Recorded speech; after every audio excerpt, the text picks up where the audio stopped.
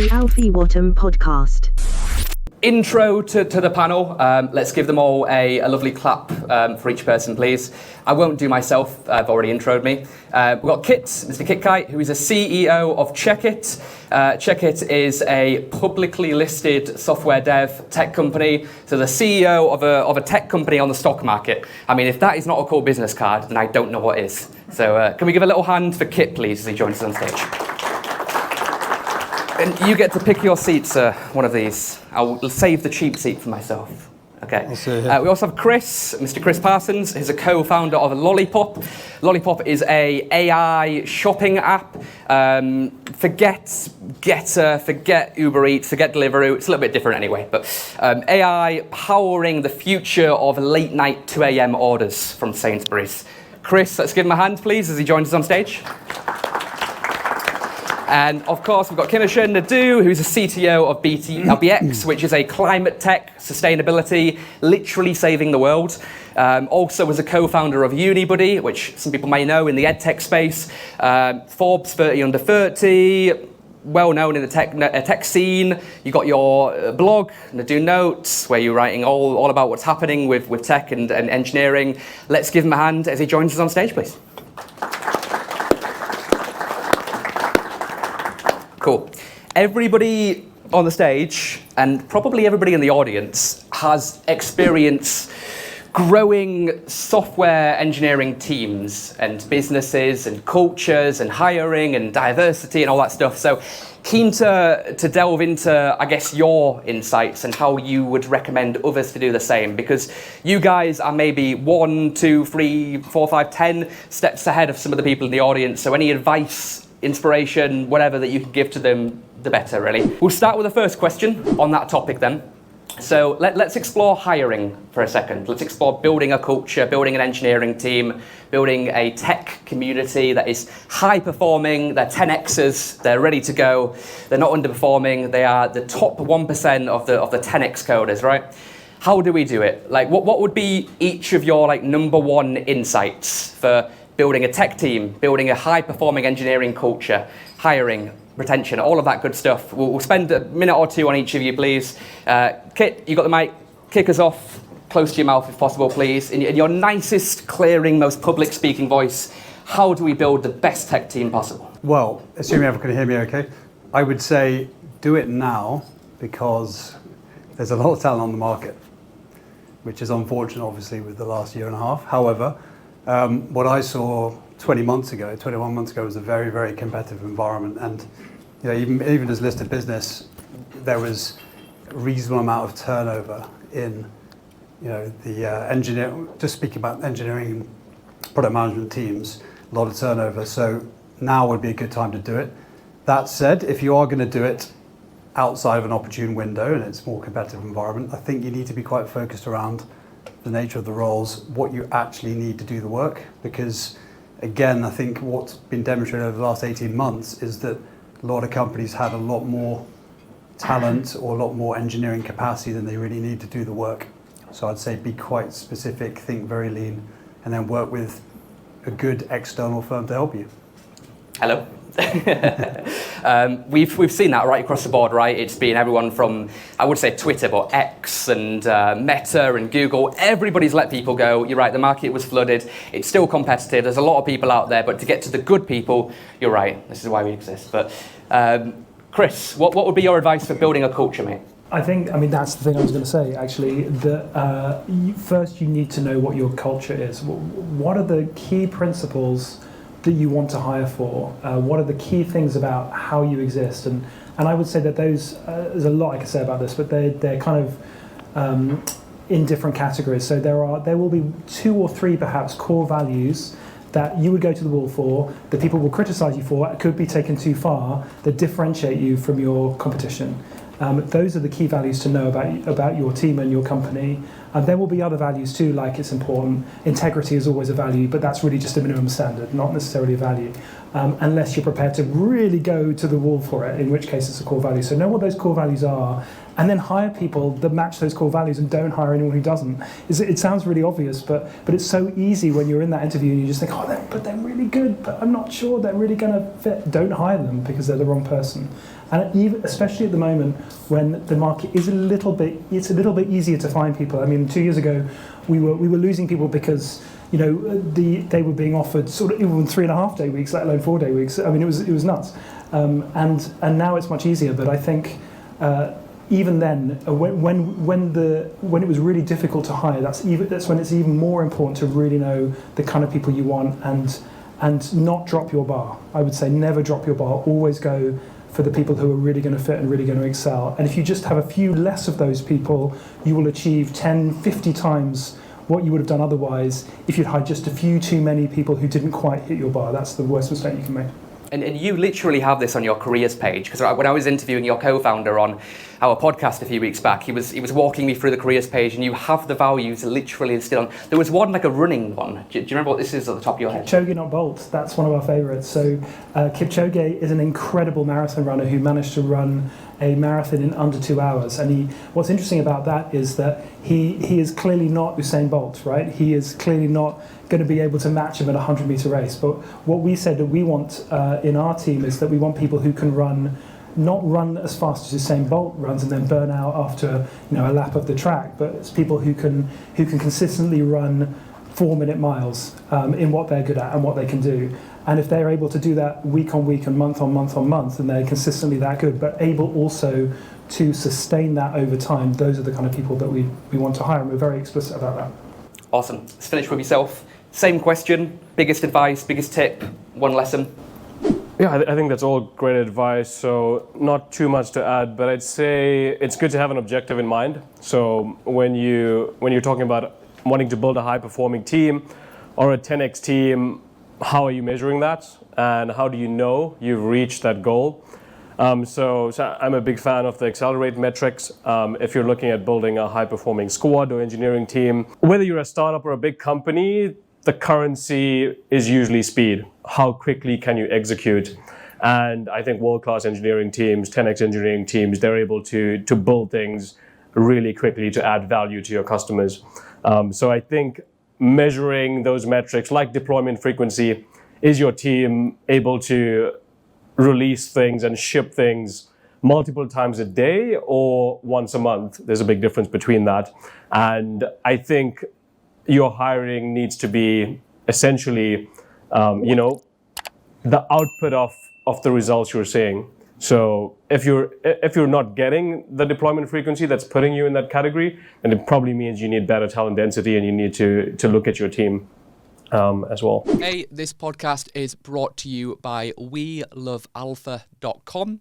If you're looking to grow and hire and scale your software engineering team in the UK, then go to WeLoveAlpha.com to hire the best software developers on the market. Everything across Java to C# to PHP to Python to React and Angular and mobile and more. Go to WeLoveAlpha.com to hire the best software engineers in the UK now. So let's say advice is followed. We all build amazing 10x engineering teams, right? Always, we unfortunately get some underperformers. That's just the nature of life. That's the nature of business. There's, for every 5 people that are doing well, sometimes, regardless of the culture, there's always going to be at least one person that's not doing as well. Let me just poll the audience for a second. Just raise your hand if there is somebody in your team that perhaps is underperforming, who you know, hand on heart, they could be doing more. Just show of hands, who has got that? Okay. 75% of people are honest, okay? I think everybody knows somebody in their team who could be doing better. Let's talk about underperformers for a second, right? I hate to use that word, but let's call a spade, okay? How do you deal with that? What would you do in terms of mentoring, coaching, getting them to turn them around? Or would you just, Lord Sugar them and tell them they're fired? What would you do? How would we rephrase this? Chris, why don't you kick us off, please? Interesting. So underperforming is such a pejorative term. I prefer thinking about them as someone who doesn't fit whatever you're trying to do, right? So what you're trying to do is what you're trying to do. It's not necessarily good or bad. It's the culture and the values that you put in your team and somebody is outside of that and they're not hitting the mark, that doesn't mean they're a bad person. It doesn't mean that they couldn't be even as what we might call a 10x engineer in a different organization, but they're just not doing it for you and you know it. So you need to do something. I think it would depend, going back to what I was saying earlier about values, what type of values they weren't hitting, like in what way are they not going to hit it? If they're not hitting your core values, there's no point trying to coach them. The best thing you can do for both you and them is to find a way to humanely exit them out of your team as fast as possible, because they'll be much happier. Ideally, make that possible through severance or whatever you can do in order to make their lives better by helping them find it somewhere else to go. I think if they are not quite hitting you at the values that are perhaps more aspirational that everyone's trying to hit, then I would take a slightly different view about coaching. But I've done lots of different things. I've coached people incessantly in the past. I had no progress. I've coached. I've had better progress with other people. But ultimately, these days, I tend not to coach. I tend to give feedback early and often as people join the company, and then I decide quite early on whether or not it's just a question of a slight realignment or they're just not fitting. And it's better for everyone if you make that decision as early as possible. I think I'd certainly, second your point about making it ongoing. I mean, so many times people are hired and then they think they're doing amazing, and then at the 3-month review, they get told they're not working out. Yeah. I mean, if somebody doesn't know that they're doing a good job after a week or two, then as a manager, as a leader, you're probably not giving them what you should be giving them, right, in terms of that feedback and radical candor and telling them the truth. That's such an important point. I think we do our teams such a disservice if we don't do the awkward thing of giving them timely feedback. And actually, I remember reading a tweet, I forget who it was, so I'm not going to be able to quote them, but basically your job as a leader is to come up with an actionable piece of feedback every week, no matter what, for your team, so that you can find, dig around and find something that you can help them improve with, and also see how they take it. Because even if it's minor and small, and they take it badly, that's a real red flag for me, and that's one of our core values. Being open to feedback is super important for us. So I think if we haven't given them that feedback, how are they going to know that they're not doing well? That's on us. Yeah. You have the mic. What would your piece of advice be? Yeah, I'd say first question that we need to think about if someone's underperforming is, are we setting them up for success? So I think that's an important question, because they could be underperforming because you're not setting them up for success. This means that you could not be giving them clear objectives. They might not have the right responsibilities that matches their skill set. They might not have the right resources or mentoring and coaching. So the first step is make sure you're setting them up for success and focus on what you can change first. That's how I've always approached it. However, once you do tick all those boxes and you are confident you're setting them up for success, and if you still see underperformance, the mistake I've seen people make is almost infinitely coaching and mentoring. And you cannot do that. I think at some point you do need to make a tough decision. You do need to say this person's not up to the bar that you spoke about. They're not able to hit the performance we need, even though we're setting them up for success, and you have to make a decision. And I do see a difference, especially between geographies. At Unibuddy, we had a team in the US and we had a team in the UK. And I would find in the UK, people tend to infinitely coach a lot more, whereas in the US, they're much more quicker to be like, no, this is not performing well, we fire. And of course, the US market also allows. Like no notice period a lot of the time, right? Yeah. But yeah, for me, it's, are you setting them up for success, and then make a decision quickly, set a deadline. Okay, cool.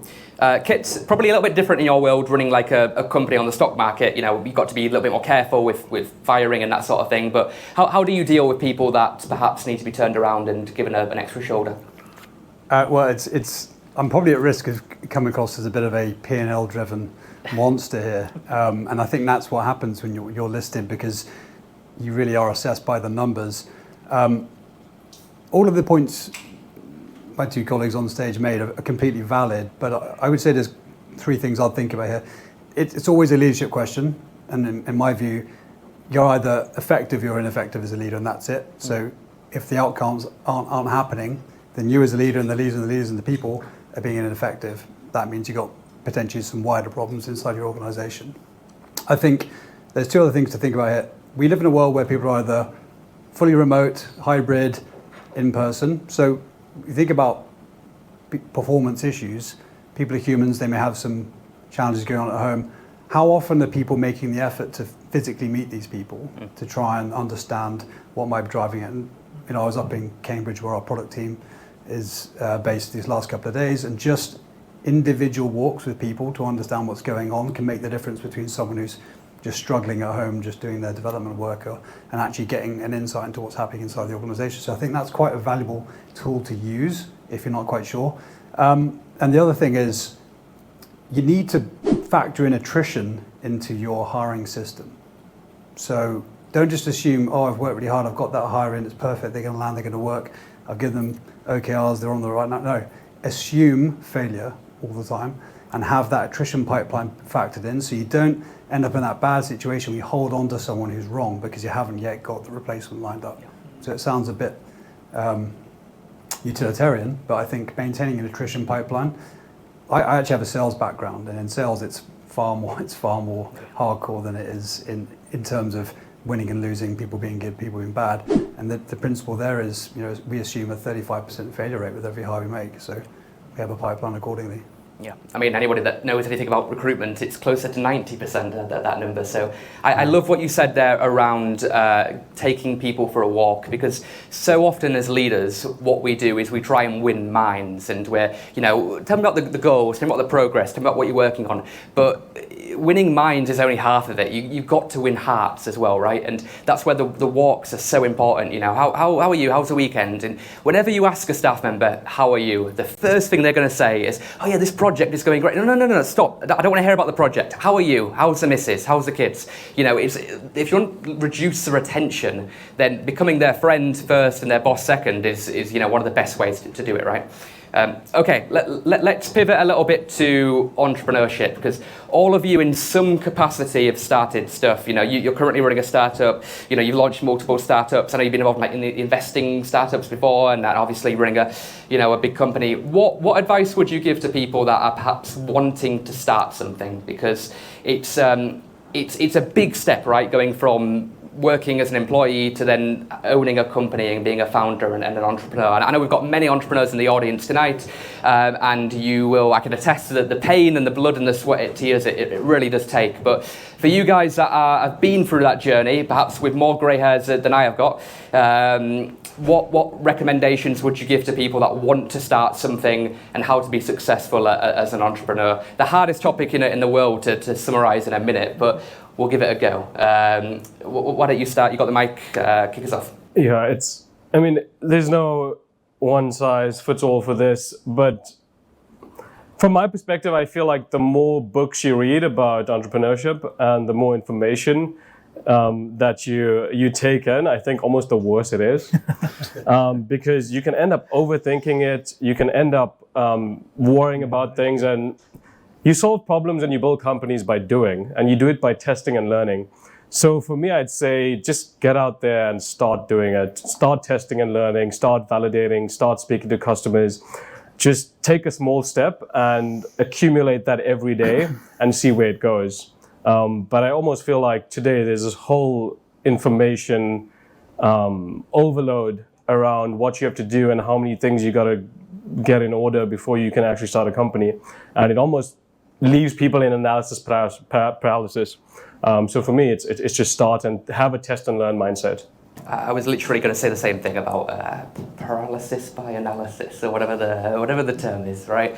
It's so true. I mean, everybody talks about it, but actually starting it and doing it is a very, very different thing. What would you say, Chris? I think starting a company is fundamentally it's a mindset that's very different from being an employee in a company. Firstly, so I would say, make sure you really want to do it. Speaking as someone who is doing it, make sure that is actually something you really want to do. You just don't just love the idea of having started a company or having done a good job of a company. Make sure you actually want to go through the pain and the blood and the sweat of actually starting one, because it is hard.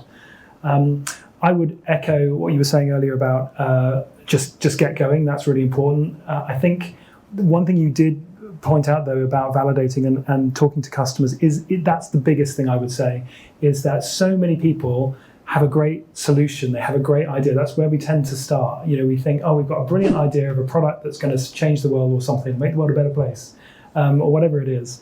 And ultimately, the chances are you're wrong about your idea. You almost certainly are. The general idea might be right, but you'll need to change it. You'll need to pivot. 2/3, I think, of companies pivot before to get to the final thing that works into a different idea. So the most important thing you can do is figure out ways of validating that the idea actually exists, that you actually have a solution that matches a customer problem, that you deeply understand that customer problem, and do that before you build anything. Don't hire a bunch of engineers, don't blow your savings, don't even quit your job at this point. You can do all of that without even changing your day-to-day life. You can understand the problem, you can talk to customers, you can validate whether or not your idea might be any good. If you don't want to do that, then don't start a company. I'd agree with that, absolutely. Everyone's got a side domain, right? I buy one every single week. It's such an amazing feeling when you buy one, and then after you get the renewal a year later, you're like, oh shit, I haven't done anything with this. Kit, what would you say for people wanting to start a business? Yeah, I mean, nothing that I wouldn't add to what these two have just said. My normal rule is, if it feels like fantasy, then it's wrong. You need to distill it to the most boring, pragmatic distillation of whatever it is you think that's so exciting, and then that's going to be more likely what it's actually going to be. Yeah, I'd say so. There's that. I think people underplay timing and luck in this. So obviously, in hindsight, there's a great story of how it all worked out, but fundamentally, I think timing and luck is about 75% of the answer. So there is something into that, which is have a look around. I know people who a year ago were like, oh, I've got this, I've gone all in, I've quit my well-paid corporate job, I'm doing this thing. And I remember saying to them, yeah, it's going to be really hard to raise money. It was an obvious fact. And guess what? It's really hard for them to raise money. So no matter how good their idea is, they are selling their own clothes right now to try and keep the lights on. And then the final thing, which I think a lot of people also underplay, is basically fitness. So if you don't have physical fitness, mental fitness, then all you're doing is like plowing in. It's that endurance point from all you're burning yourself out early, and then you're not sustaining yourself. This is a thing that's going to go on for years and years. And so things like fitness will keep you in the straight and narrow and help you through the hard times, get your sleep in, all the rest of it. It's not a case anymore of I'm sleeping under my desk. I did 23 hours straight today, because you just pile in after a while, and then you're no use to anyone. So yeah. Okay, let's pivot to the future a little bit. Cutting edge tech, what's happening? AI is obviously taken over the world. Since GPT was released, I mean, that's been like the #1 tech conversation, right, about where that's going. Just by show of hands, who's using AI in some capacity in their company right now? Okay, who's pretending to? Okay, yeah. I mean, it is a very much a marketing thing but we are seeing more and more companies actually using it, not just like a GPT wrapper, but like actually, deploying it. What about you guys in terms of obviously you have an AI company, Chris, so you might be a little bit a good person to start this. What are your views on it as a technology, general thoughts? How are you using it in your company? Where do you see it going in the future? I had this chat with Harry Stebbings, the podcaster investor recently. He said 85% of AI companies raising right now will be gone in like a year. He's probably right. I'd probably say it's closer to 95%. We all know what happens with trends and hypes. They come, blockchain, metaverse, Web3, and then it's all gone. NFTs, do you remember them? Yeah, I still got some NFTs. I almost gave my mum an NFT for a Christmas gift one year, but I realised that was not going to work. AI, what's your view, Chris, and how can it change or delete the world? I gave my son, my 12-year-old then son, 200 Dogecoin for a joke once, and then about 7 years later was scrabbling around trying to find it so I could sell it because it was worth so much money. Anyway, I mean, these trends have a habit of kind of coming and going, and then they come back again in a big way and no one expected it. But I think with AI, I think that there's a couple of things in it that I'm much more excited about than, say, blockchain. I always thought the blockchain was a solution, still really looking for a problem. It does have some fundamental challenges which are being worked on, and there are lots of smart people who are actively trying to fix the carbon footprint, for example. There's lots of things there, but never really saw a kind of a use case. With GPT, on the other hand, there's a very clear product that works and adds value instantly in something like ChatGPT, which took the world by storm, as we all know. And then everybody decided that they were going to reorient their business overnight. And I think an awful lot of product managers heard from their founders and CEOs that they needed to rip up the roadmap, and it's probably very frustrating. I think what's interesting about it is that, yes, anyone can build a GPT wrapper, and that sounds very exciting, but it's also a big disadvantage because anyone can build a GPT wrapper, anyone can use this tech. So you have to make sure that you've got an idea that really differentiates. It's kind of back to what I was saying before. It's a big old hammer that you can use for all sorts of different things. What customer problem are you solving using AI, and how is that going to actually make anyone any money? If you can't figure that out, then don't use it. It's not worth it yet. But ultimately, I think the corollary to that is that AI is this advance that we're seeing in transformers and both text and image and video and 3D is all coming. I do think fundamentally that something has shifted. I do agree that this is I think it's as big as the internet for sure. Possibly as big as the microprocessor, although I'm not quite old enough to remember that particular trend or dynamic. But I do think that it is big, but no one really knows what it is yet, and it's still emerging, and we're probably 5-10 years off from knowing that. So it's definitely worth keeping an eye on. It's definitely worth understanding, but stick to customer problems. Figure out how you're making their lives better, how you're adding value, and focus on that, and focus on what's defensible about your idea that somebody else can't just come along with a smart team and replicate what you're doing. That's really important. I mean, you need a moat, don't you? You need something which a 14-year-old kid in Iowa in his basement can't copy overnight. I mean, the thing about AI and like, you know, with all the money it costs to buy the tech to get it going. I mean, you know, trying to find GPUs, it's like trying to find drugs. It's probably harder to find them right now, right? So yeah, I mean that in itself is not a moat, though, is it? You need a competitive advantage outside of that. Absolutely, and big tech is going to buy the GPUs before you can afford them. So and especially in the UK, we have a real shortage of decent data centers in the UK, and a lot of data that people want to train these things on is UK only. You want to keep it inside the UK. So really challenging place to kind of exist at the moment. Hey, really quick video just to give you a free subscription to Coder magazine. Coder is the #1 publication for all the latest tech news, expert insights, and exclusive industry interviews. With Coder, you get the inside scoop on what's happening with Elon Musk, with Bill Gates, with Jeff Bezos, with Mark Zuckerberg, and so much more. So if you work in the technology industry, then I'd highly recommend that you give Coder a read today. Just scan the QR code on the screen for free access now, or go to welovealpha.com/magazine to get your free subscription today. Kit, what would your opinion on artificial intelligence be, sir? I mean, I have to consider slightly what I say here, given that our half-year results are out next week. So, look, I think you're totally right. I'd always think about being on the side of the picks and shovels, right? I mean, so much easier just to find a way to complement the coming wave and the trend. I'd be quite worried if I was trying to go direct, head on head with what's coming, because the pace of change, the amount of business model disruption that's going to be wrought is actually unpredictable. You won't know it, so it's like focus on the one low-hanging use case at a time. Yeah. Is it a complement to your business, or is it just going to destroy it? That would be something. Maybe ask yourself the question whether there's a slightly different market industry you can focus in. For example, manufacturing's never been very sexy, but it's a lot more disruption-proof right now than a software company. So something to think about. The other thing that's quite interesting, obviously, depending on the size and scale of your business, is it's easy to assume the unit cost of getting started is going to go down very quickly. Therefore, there shouldn't be that many barriers to entry to spinning things up, testing, failing, moving on. That's great.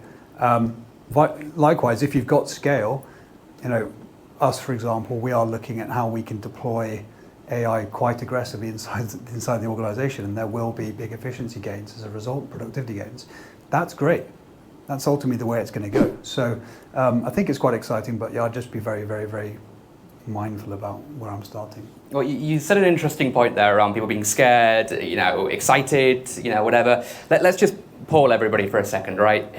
Put your hand up in a second if you're more scared by AI, and then we'll do excited. So we'll do scared first and then excited. So who's leaning towards scared in the audience?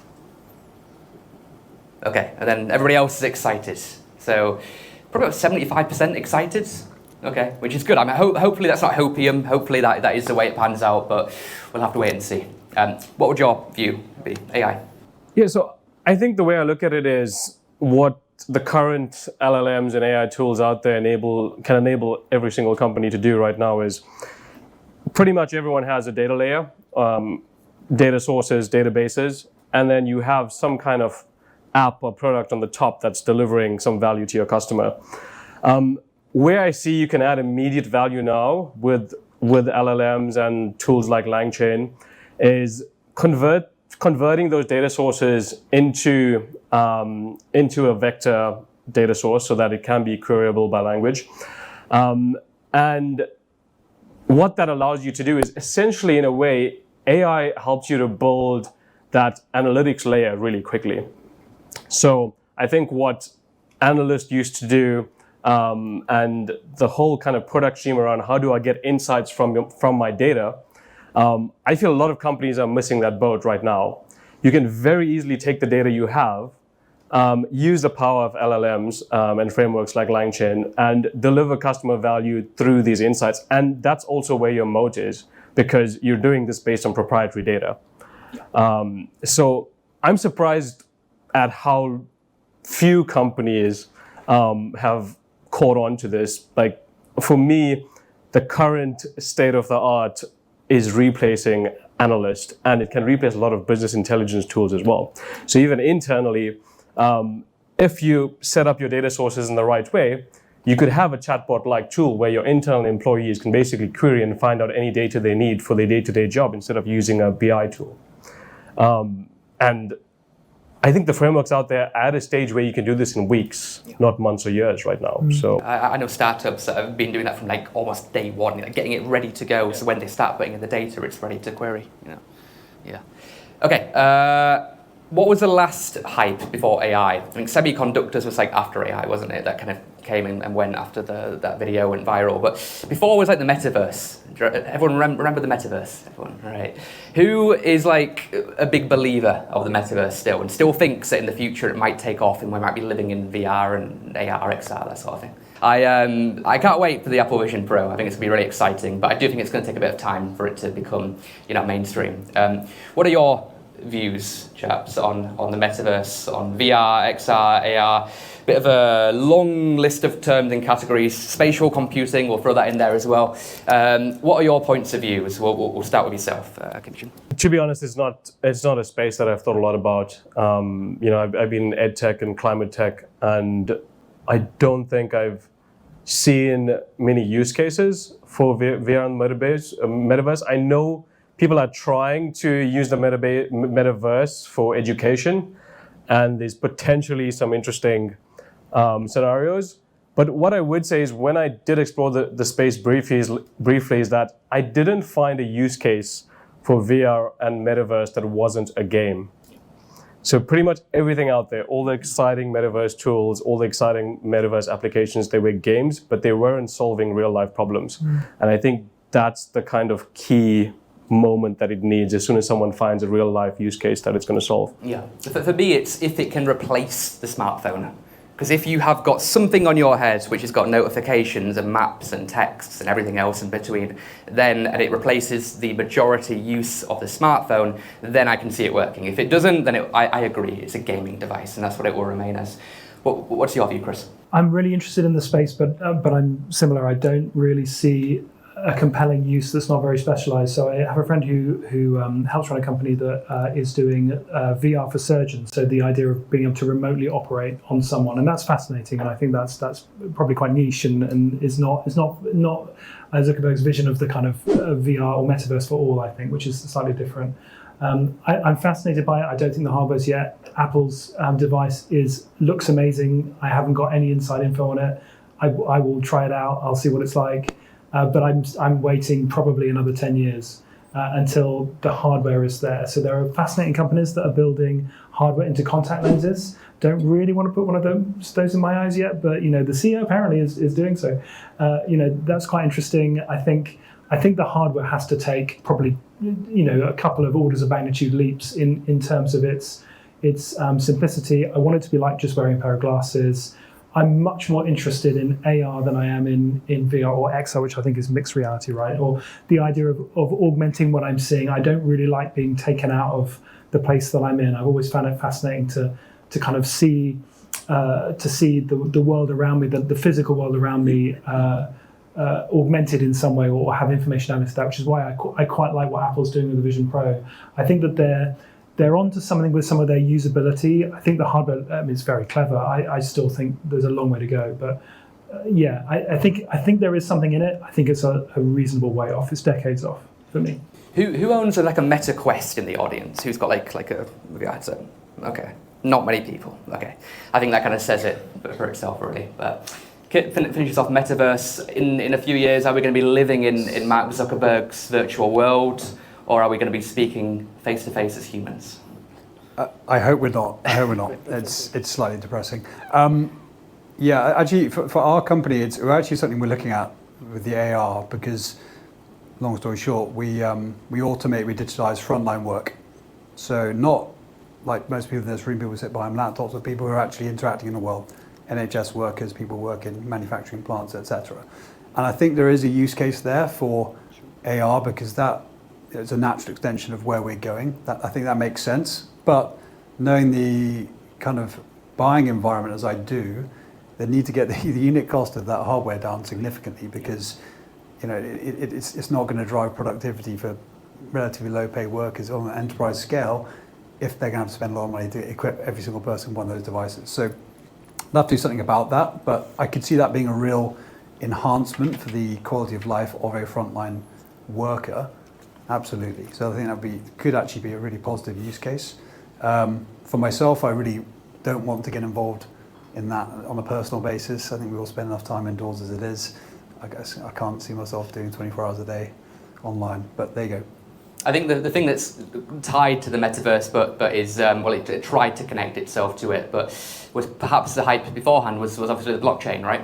Which has still got many use cases, and I'm perhaps more optimistic about that than some of the other things. But same question basically. Let's just go through all of the hype. What are your views on blockchain, crypto, and I mean I know these are separate categories, and I don't want to merge them all into one, but.